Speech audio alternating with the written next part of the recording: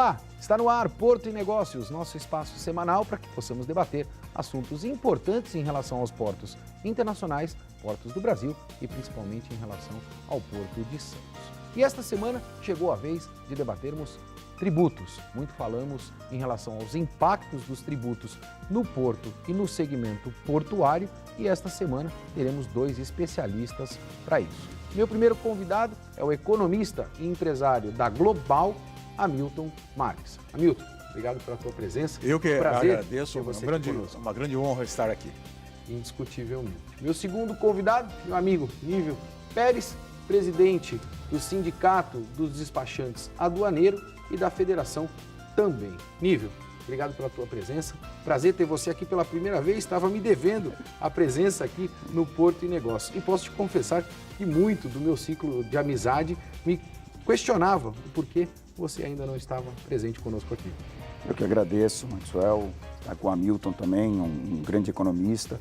E é sempre bom falar um pouco do Porto, dizer o que acontece no nosso Porto. É muito importante para a Baixada.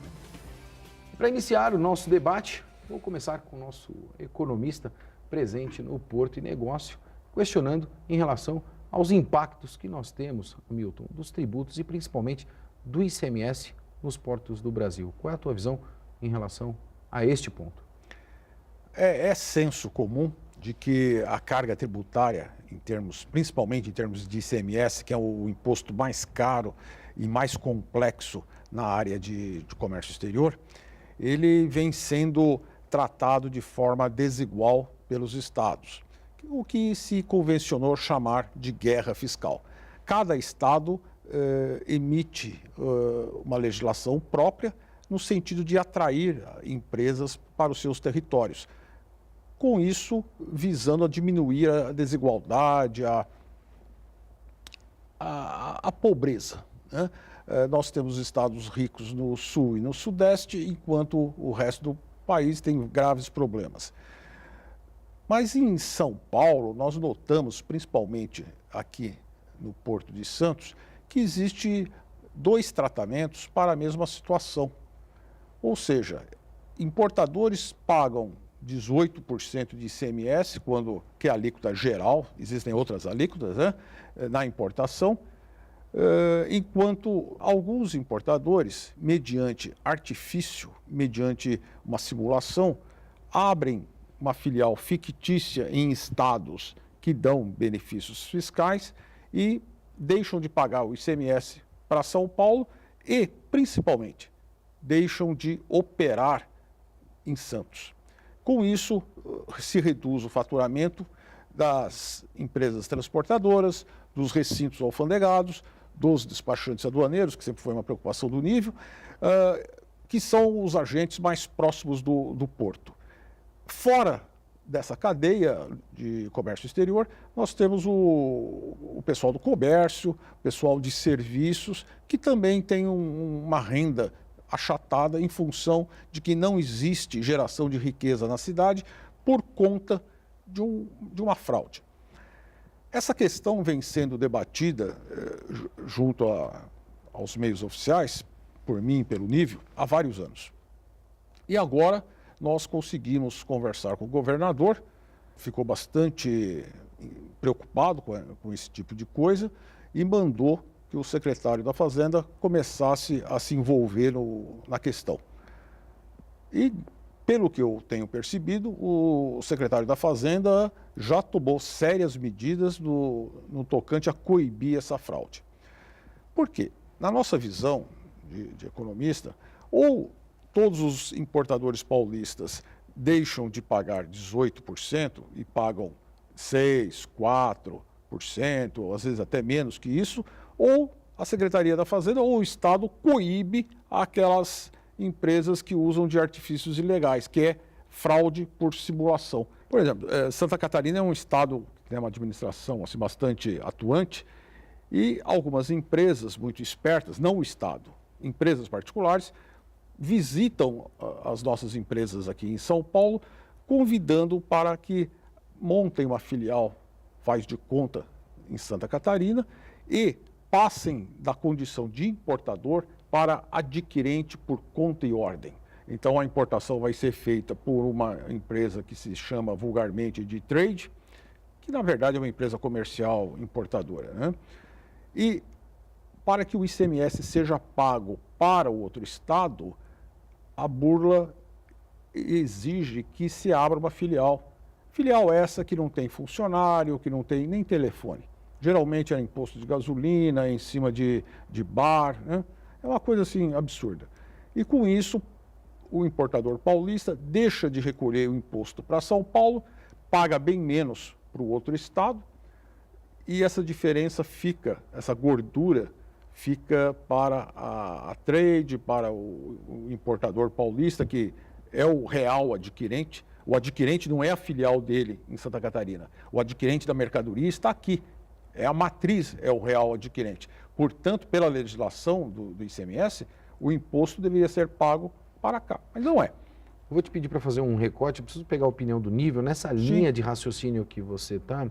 Nível, eu tenho uma impressão, honestamente falando, que o próprio empresário do segmento portuário, ele tem uma bola de ferro na perna esquerda, que é o tributo, né? Na perna direita, ele tem uma outra bola de ferro, que são necessariamente aí toda a carga trabalhista que a gente tem. E aí você tem uma pressão, né, não só do mercado internacional, dizendo para esse empresário, corre, né? E aí a gente não consegue correr com duas bolas de ferro. Nessa visão que foi colocada pelo Hamilton agora, em relação à abertura de outras localidades, a gente sabe que tem um problema cultural dentro do nosso país, do jeitinho brasileiro e assim sucessivamente. Será que a gente não resolveria efetivamente toda essa condição com um novo regramento tributário que viesse a contribuir também para o desenvolvimento econômico, ou seja, lucro desses empresários hoje que estão também sem margem de um modo geral? Olha, eu entendo que o novo regramento tributário seria fundamental, além de uma fiscalização mais intensiva por parte do governo do Estado de São Paulo. Isso ele tem condições de perceber quem são esses importadores que estão utilizando a fraude fiscal. A guerra fiscal, ela existe há muitos anos e nós não somos contra, desde que o importador mude toda a sua operação para outro estado, o que não acontece. Como o Hamilton frisou, isso chama-se fraude fiscal. Então, o importador, no caso, se vê numa situação de diminuir custos na sua importação para poder ter uma receita maior. Então, ele começa a ir para outros estados, ele vem buscando saídas para a grande carga tributária que ele paga nos seus produtos. Então, isso para a cidade de Santos, para a Baixada Santista e para o próprio governo do estado de São Paulo é muito prejudicial. E principalmente para a nossa região, porque a gente está tendo aí evasão de recursos que deveriam ser destinados para a própria região. O que me preocupa, Maxwell, é que cada container que deixa de passar pelo complexo portuário de Santos, ele gera um prejuízo muito grande para terminais, transportadoras, despachantes, comissárias, enfim, toda uma cadeia. E esse dinheiro ficaria na Baixada, sendo gasto na própria Baixada. Reflete diretamente no comércio. Então, essa preocupação é muito grande, porque nós acompanhamos aí que o Porto de Santos não vem crescendo na mesma medida que crescem os portos, como o Hamilton citou, de Santa Catarina. Então, isso é uma preocupação. Não só pelo incentivo fiscal, mas me parece também, aí eu vou pegar a opinião do economista, que o Porto de Santos ele vem se tornando cada vez mais um porto de commodities e a gente não tem valor agregado a isso. E os containers estão sendo distribuídos por outros portos.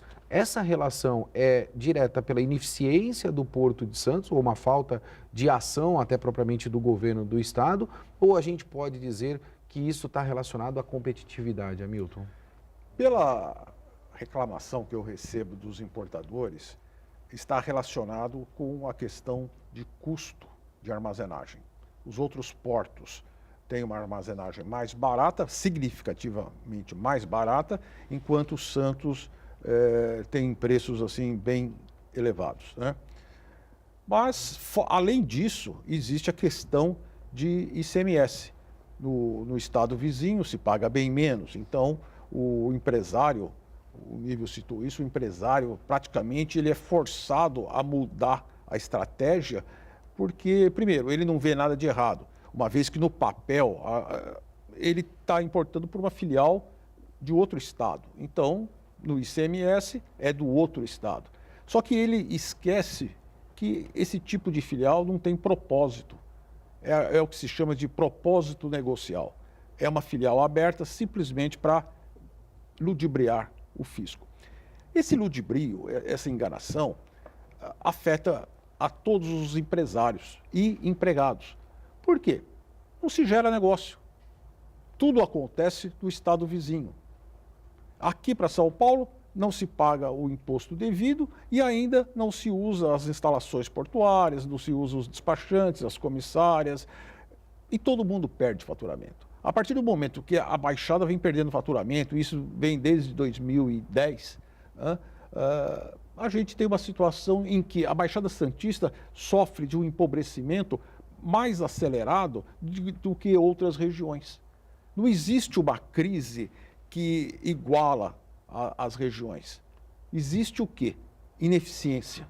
As ineficiências estão prejudicando a nossa cadeia de competitividade, o nosso ambiente de negócios, né? Para se ter uma ideia, de 2010 até 2017, o desembarque de containers de importação em Santa Catarina cresceu 58%. No mesmo período, Santos perdeu 4%. A evolução foi negativa em 4%. Ou seja, por que lá evolui e aqui não? Será porque, Nível, a gente não está se transformando no Porto de Santos um porto exclusivo de commodities? Será que a gente não tem uma política pública que entenda que o valor agregado está no container e não no commodities? Eu acredito que sim. Hoje o Porto de Santos é o maior exportador de commodities. E o commodities, na verdade, ele traz o ônus para a cidade. O bônus não vem para a cidade. Então é isso que nós estamos tentando levar para as autoridades. Hoje a gente trabalha com o governo federal, ele trabalha com uma facilitação do comércio exterior. Isso determinado pela Organização Mundial das Aduanas. Então nós entramos agora, dia 2 de julho, com a documentação única de exportação. Então reduziu o número de informações prestadas. Então o despachante antigamente tinha que passar 98 informações à Receita Federal. Hoje esse número caiu para 38. Então existe um incentivo do governo para trabalhar essa facilitação. Agora nós começamos, a partir de outubro, a implementação do documento único de importação, onde também deve reduzir o número de... A DUI. A DUI. Na verdade, a DUI é a exportação. É a do INPE agora. Do INPE, a de importação, tem razão. A do INPE vai começar em outubro os primeiros testes. Ou seja, também deve reduzir. Com isso, o Brasil entra numa rota de competitividade muito grande. Isso aí é determinado, como eu disse, pela OMA e pela OMC. Tem 178 países que trabalham essas transformações. Então, o comércio exterior vem mudando muito. Hoje nós falamos em operador econômico autorizado, portal único, a DUI, que é o documento único de exportação, do INPE, uma série de modernizações. Isso vem deixar o Brasil um país competitivo. O que nós queremos é que todos os players do comércio exterior atuem de forma correta para que o Brasil consiga vender mais no exterior. Eu vou te dar um exemplo.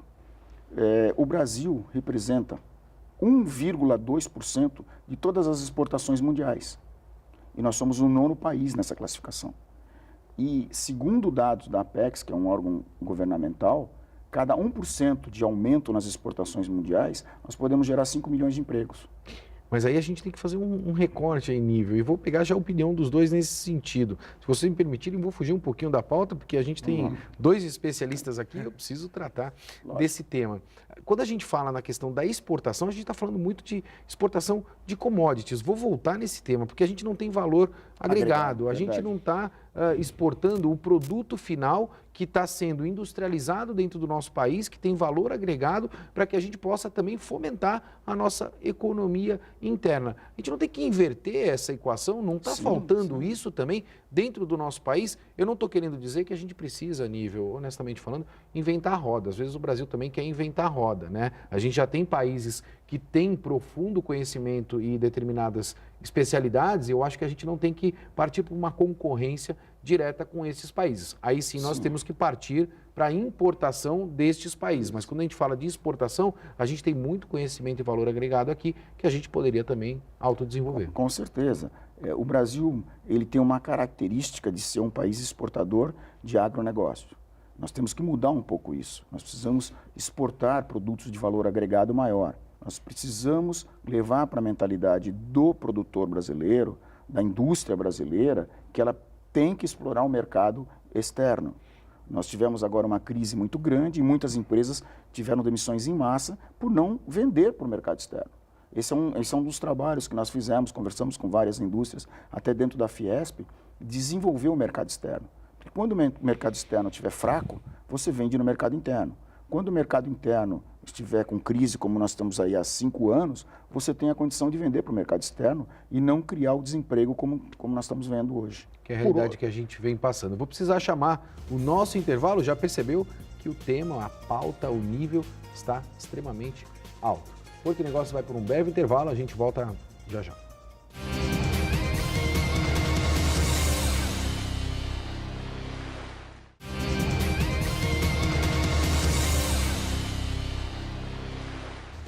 Estamos de volta com o Porto e Negócios, eu sou o Maxwell Rodrigues e não esqueça de acessar o nosso site, deixar lá o teu comentário e a tua sugestão de pauta. Esta semana recebo Hamilton Marques, economista e empresário, e Nível Pérez, presidente da Federação Nacional dos Despachantes Aduaneiros. Hamilton, último bloco, eu acabei te interrompendo porque eu tive que chamar o nosso intervalo e vou te dar a oportunidade aí de trazer o teu conhecimento em relação a tudo aquilo que o Nível estava nos pautando. E quero também colocar mais um ponto ou mais uma pitada em relação a tudo isso. Estamos no ano eleitoral, 2018. Você acredita que a partir de outubro, ou a definição de um novo presidente, nós teremos aí novos rumos para os portos do Brasil? Bom, começando pela questão inicial, né, eu vejo que o Brasil foi transformado para a produção e exportação de commodities. Estamos no mesmo nível do Brasil colônia.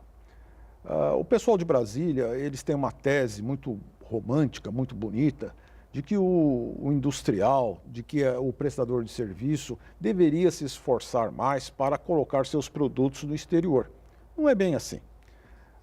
Nós não temos uma política industrial consistente. O que a indústria e todos os demais setores da economia têm, de fato, é uma enorme carga tributária, enquanto o setor agroexportador praticamente não paga imposto de nada.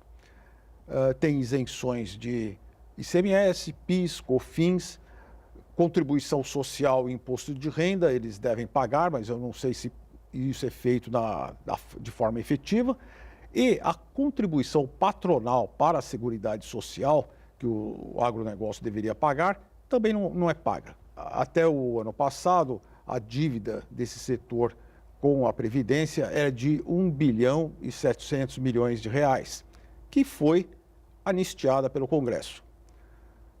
Recentemente, para que se tenha uma ideia da mentalidade gerencial dos nossos governantes,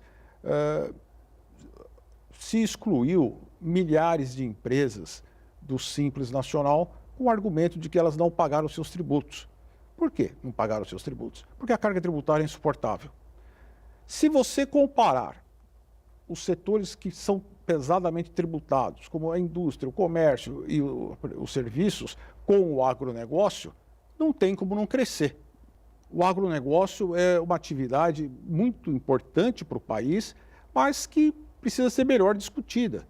Em 1996, se pagava ICMS na exportação dessas commodities. As grandes multinacionais exportadoras fizeram uma campanha bastante eficiente e acabaram com o ICMS na exportação. Em relação a isso, o povo foi chamado a cobrir o rombo. Os estados hoje... Mais uma vez. Os estados... Sempre.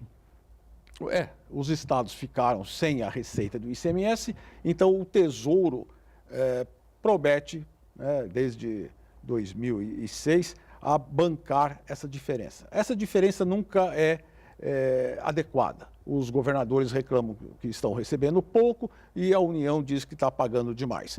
Ou seja, dinheiro do Tesouro são recursos que a sociedade prescinde. A sociedade fica sem esses recursos porque a União, o governo federal, vai pagar os governadores, tipo, é uma indenização. Nós lá atrás tiramos o ICMS para ajudar a competitividade do setor agroexportador, que é uma mentira, porque as commodities são taxadas, são cotadas, né? Desculpe, cotadas na Bolsa de Chicago, na Bolsa de Londres. Sim. Ou seja, a partir do momento que você tira o ICMS, você não está aumentando a competitividade, você está aumentando o lucro dessas companhias estrangeiras. Ou seja, o governo do terceiro mundo, né, como de costume, faz a alegria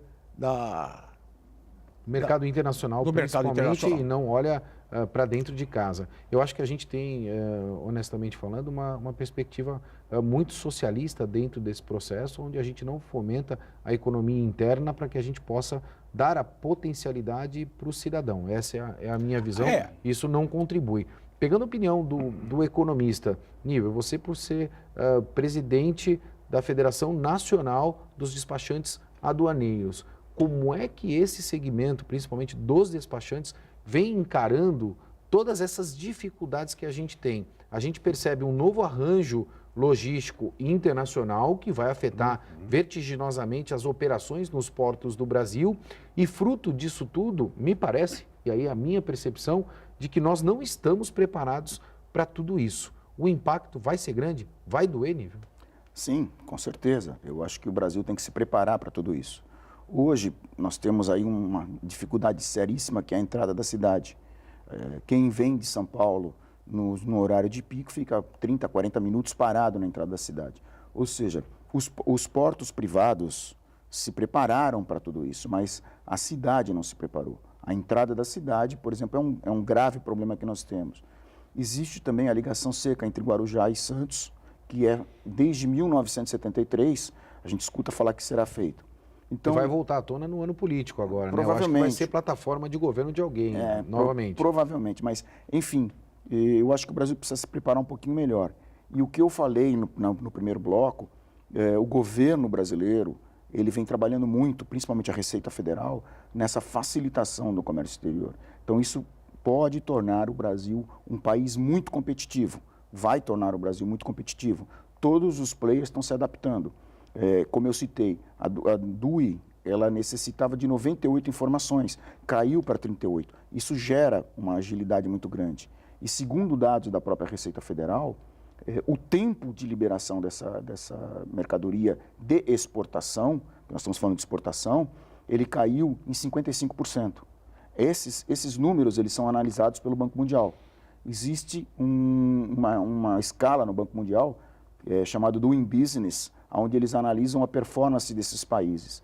Por quê? Para que você tenha competitividade e eles classifiquem o seu país como um país ágil, um país sério, um país que tem credibilidade no seu comércio exterior. E é isso que nós estamos tentando encaixar o nosso país. Você falou em credibilidade está aliado à segurança. Eu vou pegar a opinião do Hamilton já em relação a isso também, né? Eu acho que você tem credibilidade quando você tem segurança efetiva de todos os processos.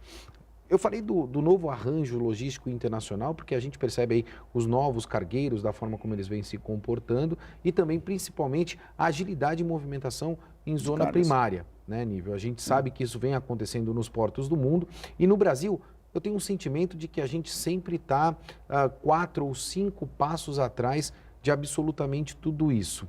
A gente também vem acompanhando internacionalmente o despacho sobre águas e me parece que a gente ainda não está preparado para isso. Por que eu digo? Porque a gente tem um porto sem papel, a gente tem algumas ferramentas que você mencionou, mas ainda não tem a integração absoluta disso tudo e uma deficiência muito grande, por outro lado, na questão de infraestrutura. Essa minha análise, essa visão, está acertada? Como é que o despacho, que é parte importante dessa cadeia, avalia isso tudo, Nível? Hoje, a Receita Federal ela trabalha com operador econômico autorizado. E esse sistema ele vai abranger 170 países. O convênio de Kyoto revisado, de 1992, os países se comprometeram a ter essa agilização com segurança. Não é só agilização. A grande preocupação da OMA é justamente com a segurança, com os ilícitos, com droga e armas. O operador econômico autorizado, ele passa por uma análise criteriosa da Receita Federal e ele recebe esse título. Então, 99% dos produtos que vêm por operadores econômicos autorizados, a Receita Federal não fiscaliza. Nós chamamos de canal verde, é uma liberação automática. A Receita Federal faz uma análise do importador, de toda a cadeia logística e dá uma credibilidade, ou seja, isso agiliza muito. Um operador econômico autorizado hoje, ele tem uma liberação de containers em 6 horas, 8 horas. O despachante prepara a documentação em 30 minutos, a Receita em 3, 4 horas libera. Isso faz com que a Receita Federal foque as suas fiscalizações nas mercadorias de risco. E isso aí é importante. Isso está atrelado diretamente, Nívio, desculpa te interromper, mas a inteligência, né? Quanto Isso. mais fidedigna for a informação, maior o teu ranqueamento de credibilidade, por exemplo, do importador, do despachante aduaneiro e assim sucessivamente. Só para você ter uma ideia, hoje o despachante aduaneiro, ele, além de ser o único ente, pessoa física na cadeia logística e representante do importador, ele é muito analisado pela Receita Federal. Eu vou te dar um número da segurança. Antes dos scanners no porto, o Porto de Santos, a alfândega do Porto de Santos, ela apreendia em média 600 quilos de cocaína no porto. Com os scanners, nós acreditamos que esse ano esse número deve chegar a 10 toneladas. Uau. Então, por aí você tem um parâmetro da segurança. A Receita Federal, ela vem se especializando justamente nisso, em apreensão dos ilícitos e da segurança. E para isso ela conta com a parceria do despachante aduaneiro. Resumidamente falando, transformando aí tudo que é inteligência em dados, para que você possa ter a informação cada vez mais fidedigna e efetivamente o órgão, né, partindo para a fiscalização daquilo que é necessário nos portos. Complementando, hoje a Receita Federal, ela tem a informação de tudo que vai chegar nos portos brasileiros com 48 horas antes de um navio atracar. Ou seja, ela já pode fazer uma análise de risco em todas as mercadorias que vão chegar aos portos brasileiros com 48 horas antes. Então, quando essa carga descarregar no porto, ela já sabe se ela precisa fiscalizar ou não. E aí você tem agilidade dentro do processo. Sim. Infelizmente, ele está chegando ao final do nosso programa. Vou fazer só um bate-bola com os dois. Quero usar a experiência dos dois. Milton, começando por você.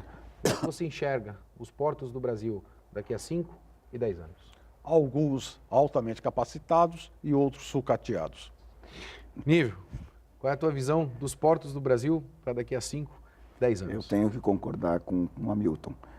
Nós precisamos desenvolver um trabalho um pouco melhor na área portuária. Eu defendo a regionalização do Porto de Santos. Eu acho que se nós tivermos a regionalização, nós teremos muito mais incentivo ao porto. Várias taxas recolhidas pelo governo no Porto de Santos são investidas em outros portos. Então eu entendo que, como o Hamilton, alguns portos bem desenvolvidos, outro com um pouco mais de dificuldade. Está aí a informação desses especialistas exclusivamente para você. Porto e Negócios vai ficando por aqui. E lembre-se, quando for óbvio que você não vai alcançar a sua meta, não mude a meta, mas sim as etapas da meta. Um forte abraço e até semana que vem.